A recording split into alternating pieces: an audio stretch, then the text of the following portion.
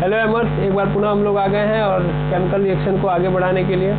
तो पिछले लेक्चर में हम लोगों ने combination reaction, decomposition reaction and displacement reaction देख लिया था। अब हम उसके आगे के रिएक्शंस को इस क्लास में कंटिन्यू करेंगे। तो चलिए आइए देखते हैं। तो अब हमारे पास क्या है, अब हमारे पास है और भी रिएक्शन। जैसे इसमें हमारे पास सबसे पहले आ रहा है एक्सोथर्मिक रिएक्शन, ठीक है ना। क्या है एक्सोथर्मिक रिएक्शन, इसको थोड़ा ध्यान से समझेंगे। एक्सोथर्मिक रिएक्शन किसे कहते हैं? एक्सोथर्मिक रिएक्शन ऐसा रिएक्शन होता है जिसमें आफ्टर केमिकल रिएक्शन हमें हीट रिलीज होते हुए नजर आ रही है, ठीक है ना। यानी ऐसा केमिकल रिएक्शन जिसमें हीट रिलीज होती है, ऐसा केमिकल रिएक्शन जिसमें हीट रिलीज होती है, ठीक है ना, हीट निकलती है, उस केमिकल रिएक्शन को हम लोग एक्सोथर्मिक केमिकल रिएक्शन कहते हैं। ओके, ध्यान से समझेंगे। तो इसके एग्जाम्पल क्या है? कार्बन और ऑक्सीजन जब कभी भी जलता है तो वहां से क्या निकलती है? हीट निकलती है। और जब कभी भी रिलीजिंग हीट आपको नजर आएगी, है ना, हीट रिलीज होते हुए नजर आएगी, तो हमेशा उसे हम कैसा लिखेंगे? हमेशा उसे प्लस के फॉर्म में लिखेंगे। ये ध्यान देंगे, जब भी हीट रिलीज होगी तब हम क्या लिखेंगे? प्लस के फॉर्म में लिखेंगे। ओके, तो ध्यान से समझेंगे कि जब कभी भी हम कार्बन को जलाएंगे ऑक्सीजन की उपस्थिति में तो वहां से हीट मिलेगी, और ये कैसा रिएक्शन है? एक्सोथर्मिक रिएक्शन है। जबकि उष्मा शोषी में क्या होता है कि भैया, अब एंडोथर्मिक में क्या होगा कि भैया इसमें हमको केमिकल रिएक्शन कराने के लिए हीट देना पड़ेगा। जैसे यहाँ पे ध्यान देंगे कि यहाँ पे नाइट्रोजन और ऑक्सीजन मिलकर क्या बनाएंगे? नाइट्रिक ऑक्साइड बनाएंगे। क्या बनाएंगे? Nitric oxide. लेकिन ये तभी पॉसिबल है जब हम इसको 45 डिग्री सेल्सियस की 45 किलो कैलोरी हीट प्रोवाइड कराएंगे। मतलब ये है कि ये नाइट्रोजन है, ये ऑक्सीजन है, ये तभी के तभी आगे बढ़ सकते हैं जब इनको 45 किलो कैलोरी क्या मिलेगा? हीट मिलेगा, तब जाके क्या बना पाएंगे? NO बनाएंगे, ठीक है ना। तो ऐसे केमिकल रिएक्शन जिसे हम कराने के लिए, मतलब जिसे कंप्लीट कराने के लिए हीट देनी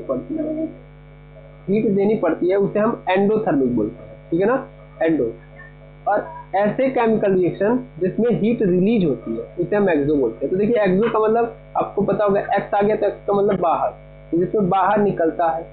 और देखो एंडो में आ गया END, तो इंड, यानी इंड का मतलब यहाँ पे समझेंगे कि अंदर, ठीक है ना, यहाँ पे समझ लेंगे अंदर, ये समझ लेंगे। तो इसके में क्या होगा? एंडो में क्या होगा? अंदर आएगा, और एक्सो में क्या होगा? बाहर जाएगा। इसका मतलब ऐसा केमिकल रिएक्शन जिसमें हीट बाहर निकलती है आफ्टर द कंप्रेशन, यानी रिलीज होती है, तो उससे हम क्या बोलेंगे? Exothermic chemical reaction.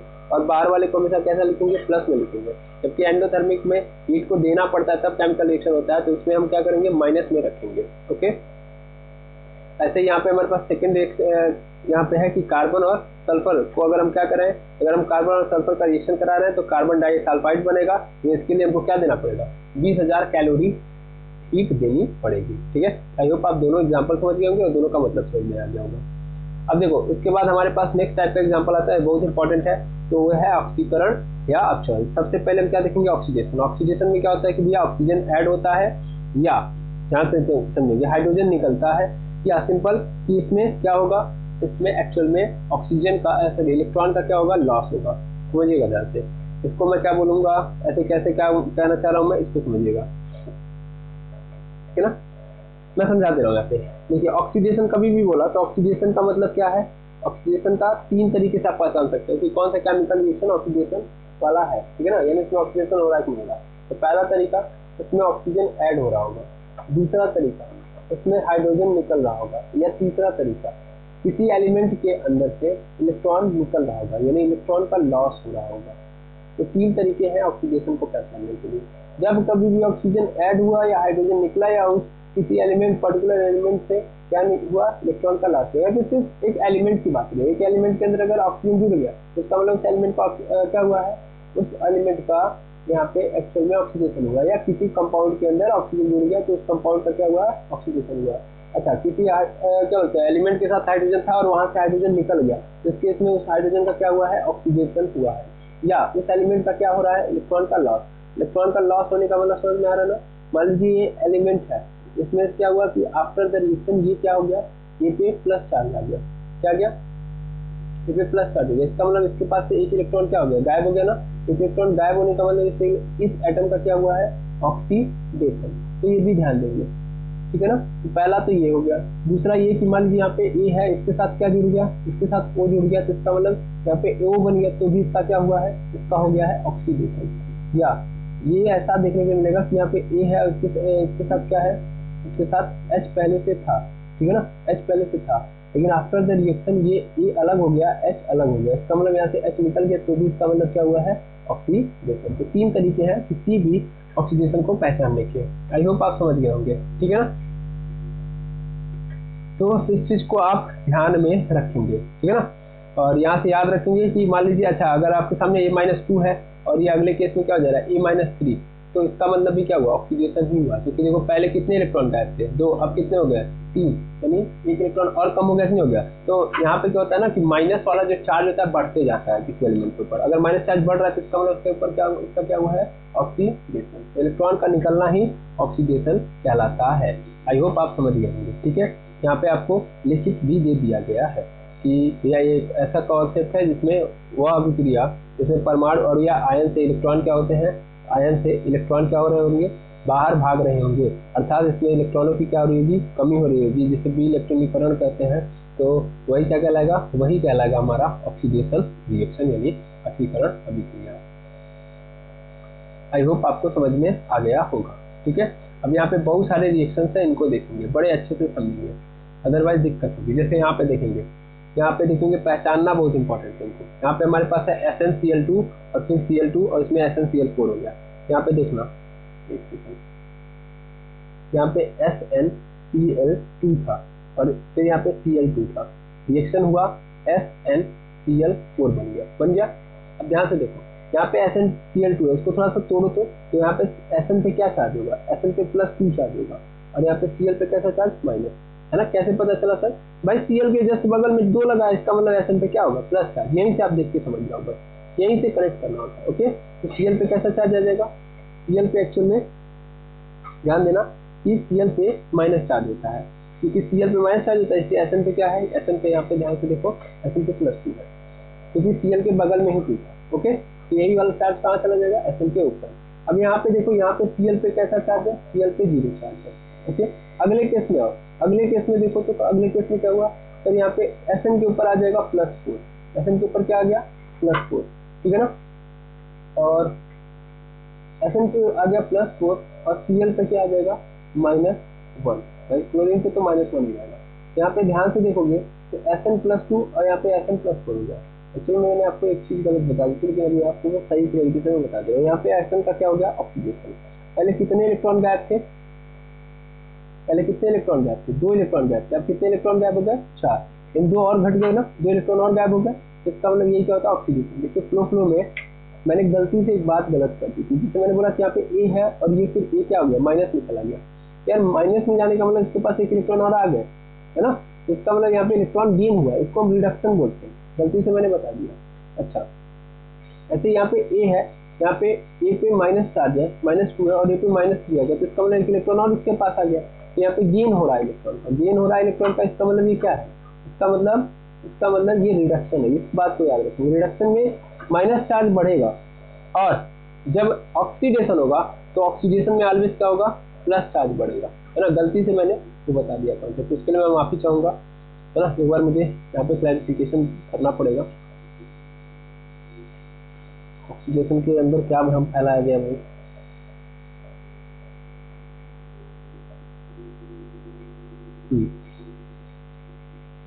चलिए यहाँ पे सब कुछ सही है, सब कुछ सही है, इससे मुझे लेना देना नहीं है। ये थोड़ा सा क्या बोला गया है कि यहाँ पे लिखा गया कि ऋण विद्युतीय अवयव में वृद्धि होती है, किसी पदार्थ के ऋण विद्युतीय अवयव में वृद्धि होती है, यानी जो एलिमेंट है जो इलेक्ट्रोनेगेटिव है उसकी इलेक्ट्रोनेगेटिविटी बढ़ती जाती है, ये कहना चाह रहा था वो, गलती से मैंने छोड़ दिया। मतलब मान लो यहाँ पे क्लोरीन है, इसके चाह है माइनस वाली, इसको माइनस मिलेगा, समझ में आ रहा ना। यहाँ पे ऑक्सीजन है, अगर एक माइनस है तो एक और माइनस लेने की क्षमता इसकी बढ़ जाएगी, ये कहना चाह रहा था वो। समझ में आ गया होगा कि ऑक्सीडेशन रिएक्शन मतलब ऑक्सीडेशन रिएक्शन का मतलब भाई अगेन पढ़ लेते हैं। ऑक्सीडेशन का मतलब आप तुरंत यही समझोगे हमेशा, जब कभी भी कोई पूछेगा ऑक्सीडेशन का मतलब किसी एलिमेंट के साथ ऑक्सीजन का जुड़ना, किसी एलिमेंट से हाइड्रोजन का निकलना,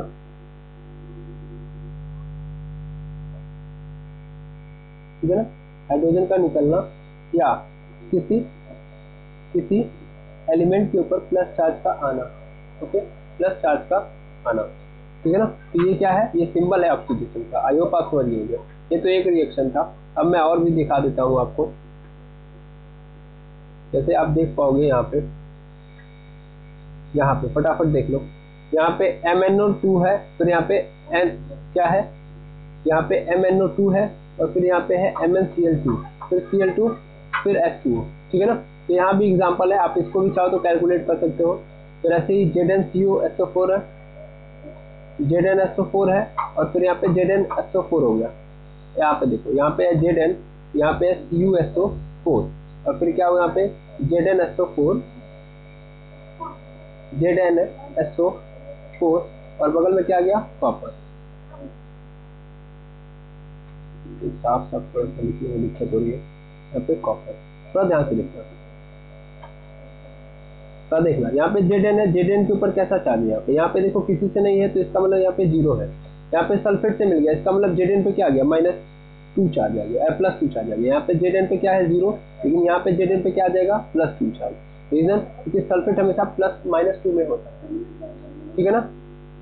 ओके, तो क्या हो रहा है, यहाँ से 2 इलेक्ट्रॉन निकले कि नहीं निकले, 2 इलेक्ट्रॉन निकले, इसका मतलब इसका क्या हो गया है, ऑक्सीडेशन।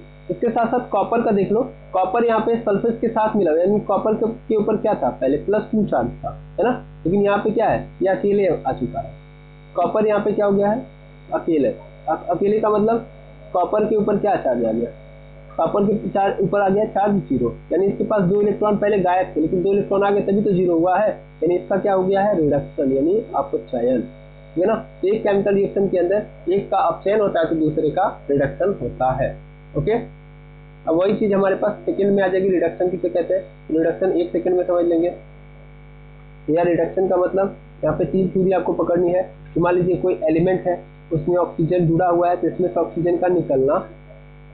ओके, दूसरा एक एलिमेंट है जिसमें हाइड्रोजन जुड़ जा रहा है, यानी ये H बन जा रहा है, तो ये भी रिडक्शन कहलाएगा। इसके अलावा कोई एलिमेंट है, इसके पास इलेक्ट्रॉन का गेन हो जा रहा है ना, यहाँ पे gain of electron, gain of electron मतलब निगेटिविटी बढ़ेगी, यानी ए पे पहले 0 था, अब क्या हो गया, -4 आ गया। तो ये क्या है, रिडक्शन के लक्षण। ओके, तो रिडक्शन के लक्षण आई होप आप समझ गए होंगे। तो वही चीज यहाँ पे लिखा गया कि किसी पदार्थ में हाइड्रोजन का संयोग होता है, यानी जुड़ता है, इसके साथ साथ ऑक्सीजन हटता है, ठीक है ना, या इलेक्ट्रॉन की वृद्धि होती है। अब इसके लिए बहुत सारे एग्जांपल यहाँ पे दिए हैं, और आप खुद स्वयं आप इन सबको देख सकते हैं, ठीक है ना, सेम टू सेम। जैसे यहाँ पे देख सकते हैं, यहाँ पे Na पे प्लस है, यहाँ पे Na हो गया, तो Na पे प्लस था, ये कन्वर्ट हो गया Na में, इसका मतलब इसके ऊपर इसके पास एक इलेक्ट्रॉन यहाँ पे गायब था, लेकिन अब एक इलेक्ट्रॉन आ गया तभी तो ये न्यूट्रल हो गया, तो इसका मतलब इसका क्या हुआ है, रिडक्शन हुआ है। अब क्या है, अब ऑक्सीडाइजिंग एंड रिड्यूसिंग एजेंट है। तो जो ऑक्सीडेशन कराता है उसी को हम ऑक्सीडाइजिंग एजेंट बोलते हैं, यानी ऑक्सीकारक बोलते हैं, ठीक है ना। जैसे यहाँ पे देखेंगे, जैसे हम देखेंगे यहाँ पे KBr है और यहाँ पे Cl2 है, ठीक है ना, KBr Cl2, इसको बड़े अच्छे से समझ लेंगे, एक समझ लिया तो सब समझ लिया। तो KBr और Cl2, KBr Cl2, तो देखो यहाँ पे पोटेशियम, इसको तोड़ूंगा मैं तो पोटेशियम पे कैसा चार्ज, प्लस चार्ज, और ब्रोमीन पे कैसा चार्ज, माइनस चार्ज, ठीक है। यहाँ से देखेंगे ब्रोमीन पे माइनस चार्ज, जबकि यहाँ पे Cl क्या है, न्यूट्रल है, Cl क्या है, न्यूट्रल है। लेकिन अगले ही केस में क्या हो जा रहा है, KCl बन जा रहा है और Br2, यानी Br पे न्यूट्रल आ जा रहा है, यानी यहाँ पे देखो, यहाँ पे K अभी भी प्लस चार्ज में है, प्लस में है, और Cl क्या है, Cl है माइनस में, जबकि ब्रोमीन क्या हो गया, ब्रोमीन 0 चार्ज के साथ है। ओके, अब ध्यान से देखो क्या हो रहा है, यहाँ पे ये इसके पास माइनस था, लेकिन ये क्या हो गया, 0 हो गया, इसका मतलब इसके पास एक इलेक्ट्रॉन घटा है ना, घटने का मतलब इसका क्या हो गया है, ऑक्सीडेशन हुआ है। क्या हुआ है, ऑक्सीडेशन। लेकिन किसने कराया है, किसके कारण हुआ है, भाई इसके पास से इलेक्ट्रॉन गायब हुआ है, तो गायब हुआ तो ये इलेक्ट्रॉन किसके पास गया, तो देखो क्लोरीन के पास पहले क्या था, 0 था, लेकिन क्लोरीन के पास माइनस आ गया ना, इसका मतलब इसके पास इलेक्ट्रॉन आया है। तो इलेक्ट्रॉन आया कहाँ से, यही ब्रोमीन वाला इलेक्ट्रॉन इसने दिया है ना।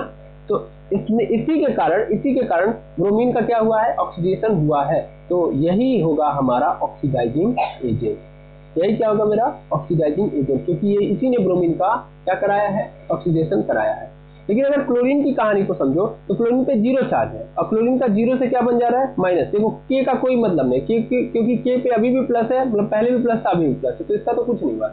मेन खेल किसमें हुआ, ब्रोमीन और क्लोरीन में। अगेन यहाँ पे मैं अलग से स्लाइड में समझा देता हूँ कि यहाँ पे ब्रोमीन कैसा था, ब्रोमीन माइनस में था और क्लोरीन यहाँ पे कैसा था, जीरो के फॉर्मेट में था। अगले केस में क्या हो गया, क्लोरीन पे माइनस चार्ज आ गया और ब्रोमीन पे क्या हो गया, ब्रोमीन पे जीरो चार्ज आ गया। तो इसका मतलब क्या हुआ कि यहाँ वाला माइनस किसके पास पहुंच गया, क्लोरीन के पास। तो इसका मतलब क्लोरीन ने ब्रोमीन का ऑक्सीजन इलेक्ट्रॉन ले लिया है, तो इसका मतलब ये क्या है, ऑक्सीडाइजिंग एजेंट है, क्योंकि इलेक्ट्रॉन चुरा रहा है ना। इसी के कारण, क्लोरीन के कारण ही ब्रोमीन का ऑक्सीडेशन हुआ है, इसलिए ऑक्सीडाइजिंग एजेंट होगा इसका ब्रोमीन का, है ना। ठीक ठीक, यहाँ पे ये एजेंट हो जाएगा। लेकिन अगर हम बात करें क्लोरीन की स्थिति की, अच्छा ब्रोमीन का यहाँ पे लिख देना ऑक्सीडेशन हुआ है, लेकिन हम थोड़ा सा क्लोरीन की बात कर लें। क्लोरीन पे कैसा चार्ज है, जीरो चार्ज है, और क्लोरीन पे जीरो है, जीरो से फिर क्या हो गया, इसके ऊपर माइनस चार्ज आ गया। तो क्लोरीन के ऊपर इलेक्ट्रॉन आया है ना, इसका तो क्या हो गया, रिडक्शन हुआ है। लेकिन किसके कारण रिडक्शन हुआ है, किसने कराया है, किसने दिया इलेक्ट्रॉन, तो ब्रोमीन ने दिया। तो इसका मतलब ब्रोमीन क्या बन गया, रिड्यूसिंग एजेंट बन गया, है ना। तो ये बात ध्यान में रखेंगे, रिड्यूसिंग एजेंट जो होता है उसका क्या होता है, ऑक्सीडेशन। देखिए ब्रोमीन क्या रिड्यूसिंग एजेंट है, उसका क्या हुआ है, ऑक्सीडेशन। और जो क्लोरीन है वो ऑक्सीडाइजिंग एजेंट है, लेकिन इसका क्या हुआ है, रिडक्शन। इस बात को याद रखेंगे, रिडक्शन और ऑक्सीडेशन का मतलब, ऑक्सीडाइजिंग एजेंट और रिड्यूसिंग एजेंट का मतलब भी आपको समझ में आ गया। तो ये बात नोट करके लिख लेंगे कि जो रिड्यूसिंग एजेंट होता है, उसका काम है रिड्यूस कराना, लेकिन इसका हमेशा क्या होता है, ऑक्सीडेशन, है ना। भाई ये इलेक्ट्रॉन क्या करता है, ये इलेक्ट्रॉन ले लेता है, तो इसलिए इसका ऑक्सीडेशन हो जाता है, सर इलेक्ट्रॉन दे देता है अपने पास से। जबकि ऑक्सीडाइजिंग एजेंट जो होता है, ऑक्सीडाइजिंग एजेंट क्या करता है, ऑक्सीडाइजिंग एजेंट का काम है इलेक्ट्रॉन को लेना। ऑक्सीडाइजिंग एजेंट इलेक्ट्रॉन लेता है, इसका मतलब इलेक्ट्रॉन का गेन होता है उसके ऊपर, इसका मतलब यहाँ पे क्या हो जाता है, उसका रिडक्शन हो जाता है। ओके ओके ओके, ठीक है, ये बात आप याद करके रख लेंगे। और यहाँ से स्पेशली एक ट्रिक बताया जाता है, OIL और RIG। ओ से क्या हो जाएगा, ऑक्सीडेशन, और ई से हो जाएगा, आई से हो जाएगा इज, और एल से हो जाएगा लॉस ऑफ इलेक्ट्रॉन।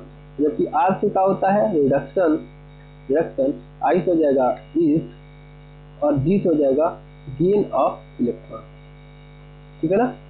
तो रिडक्शन का मतलब गेन हो रहा होगा किसी पदार्थ के अंदर इलेक्ट्रॉन का, और ऑक्सीडाइजिंग एजेंट का, ऑक्सीडेशन का मतलब लॉस हो रहा होगा इलेक्ट्रॉन का।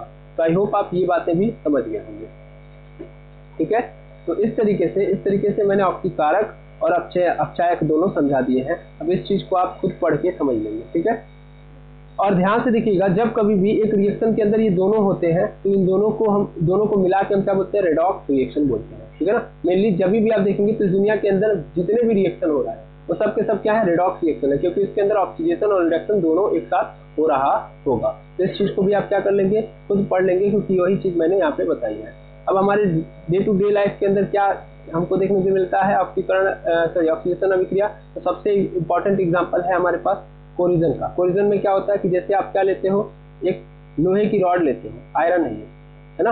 अब देखना आयरन है ये, अब ये आयरन जब ऑक्सीजन के संपर्क में आता है तो ऑक्सीजन क्या करता है, पहले तो आयरन पे क्या है, जीरो चार्ज है, आयरन पे क्या है, जीरो चार्ज है, ध्यान देना। और यहाँ पे ऑक्सीजन चुपचाप बैठा हुआ है,